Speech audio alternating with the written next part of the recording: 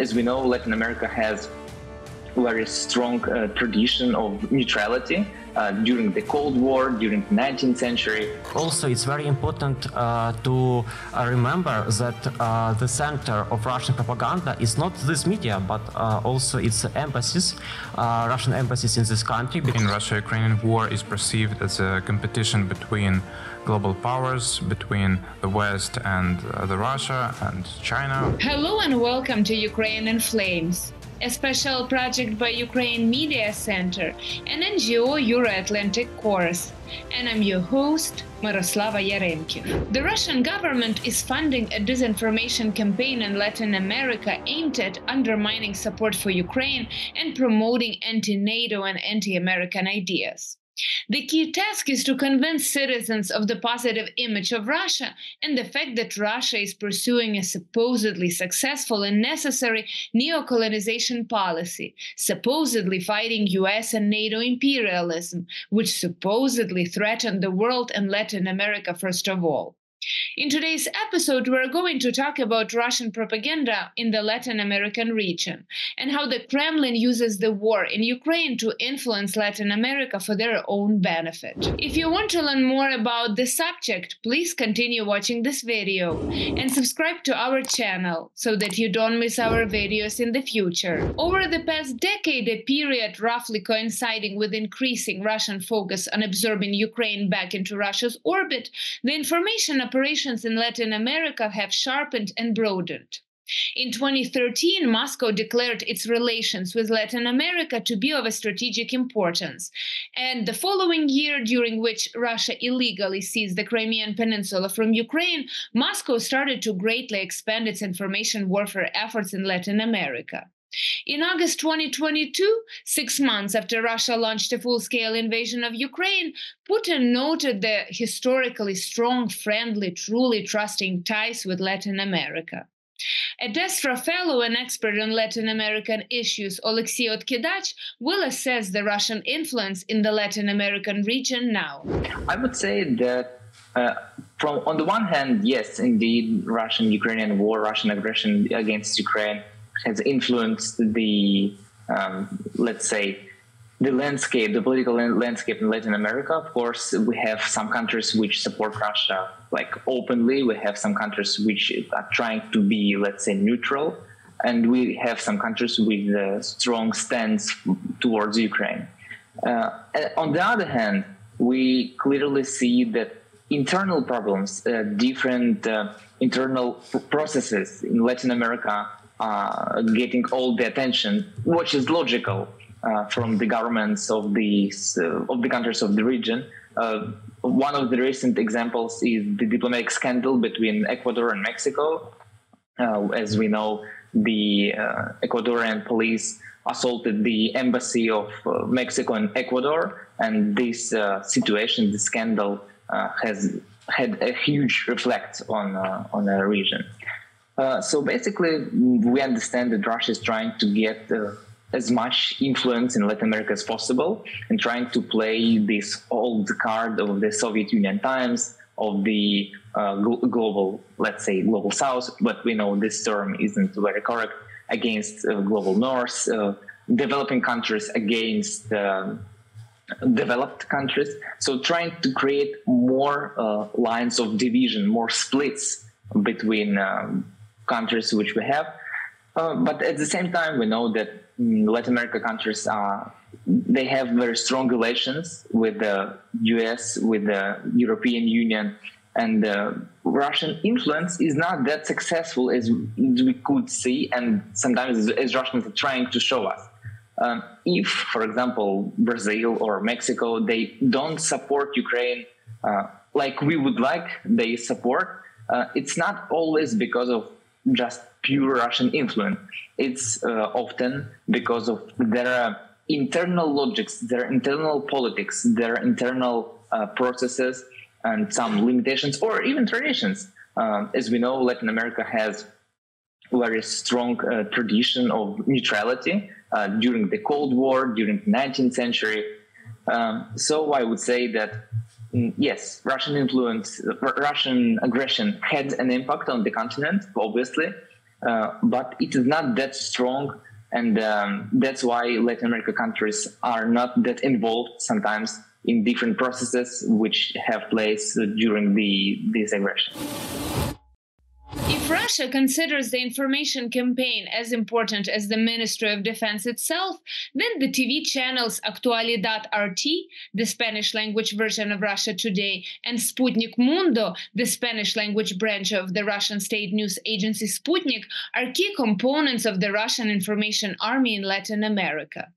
In addition, Russian narratives are spread by the Telesur television network founded by Hugo Chavez in 2005, which is owned by the governments of Venezuela, Cuba, and other countries.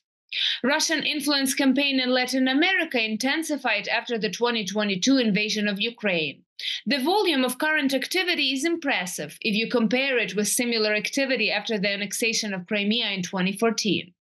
Expert of the Latin American and Caribbean Research Program of the Foreign Policy Council at Ukrainian Prism, Ivan Fechko, will elaborate more on that. This Russian invasion of Ukraine has already affected the economic situation in Latin American countries and provoked different problems. For example, now we have high prices for food, fuel, and other things, and it's always mentioned, for example, in the election processes in different countries. Of course, it also destabilizes the situation in this region, the same way as it destabilizes in other regions. For example, what we saw last year between Venezuela and Guyana, with this region Essequibo, this referendum, it's very similar to how Russia Federation started this aggression against Ukraine in 2014.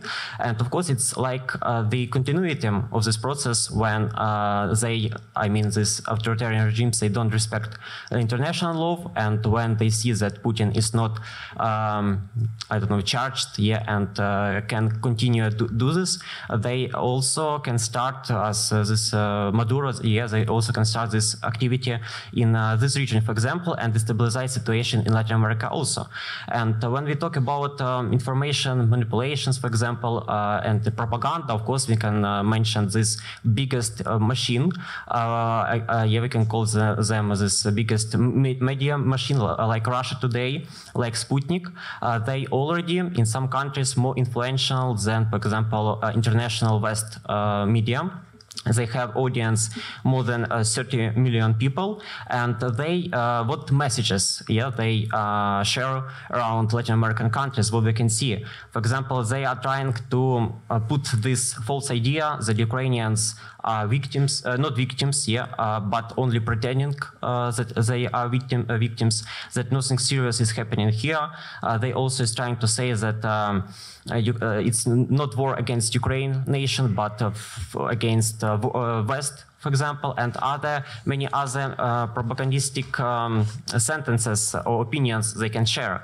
And also, it's very important to remember that the center of Russian propaganda is not this media, but also its embassies, Russian embassies in this country, because they are really very big. They are in. They have 10 times the number of Ukrainian staff in these countries, and as we know, some staff of this embassy is also intelligence agents, and they are also working in these countries to share Russian influence. And there are also cases of bribery, for example, blackmail of politicians of Latin American countries in order to put pressure on them.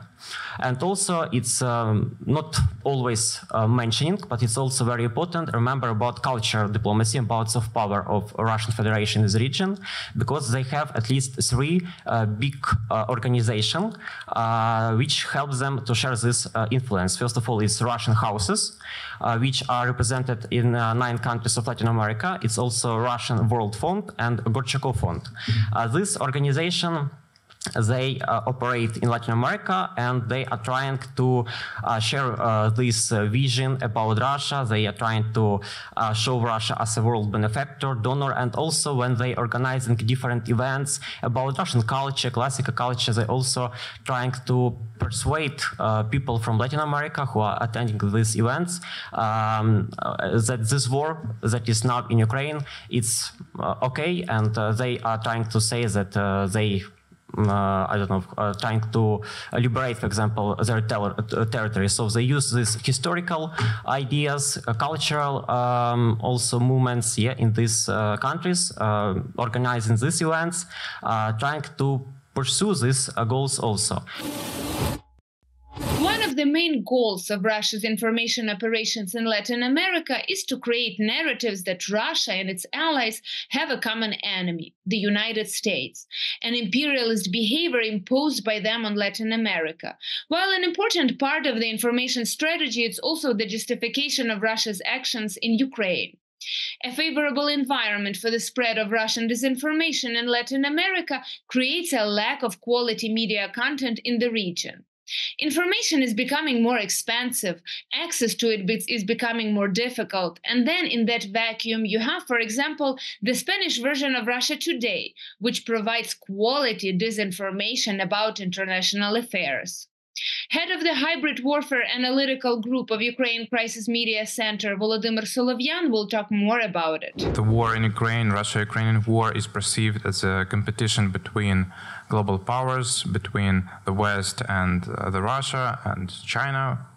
So that means that from perspective of Latin American countries, the project of non-alignment point two, because it somehow reflects their experience of the period of the Cold War and siding between two systems, between United States and Soviet Union. So the war in Ukraine gave the perspective for these countries to find out their own vision and propose their vision of the peace in Ukraine. But from Ukrainian perspective, some initiatives look quite bright because they are not completely, or frankly, they are completely not neutral, because the main purpose is to freeze the current front line, and that is why Russia tries to step aside and to work with these initiatives and highlight these proposals by the Brazilian president, for example, in their media, and actively highlight in Russian-sponsored media that are very active in the region, as our experts mentioned, and I know that you all are aware about how many fundings Russia implemented into its Spanish language outlets. So that is then the issue that Latin American countries may stay outside one of the most prominent and influential development of this decade. I mean, the war in Ukraine, because without any actual position which will reflect their interests regarding threatening the position of Latin America in international organizations like United Nations, and given much more voice to Latin American countries in the Security Council of United Nations. That is the way how Latin American countries may find their interest in finding peace in Ukraine and organizing their and formulating their proposals regarding their peaceful solution of the war. You've been watching a special project by Ukraine Media Center and Euro-Atlantic course dedicated to the Russian-Ukrainian war, Ukraine in Flames. In the description under this video, you can find information on how you can help Ukraine fight Russian aggression. If you find our work useful, please like and share this video. Slava Ukraini!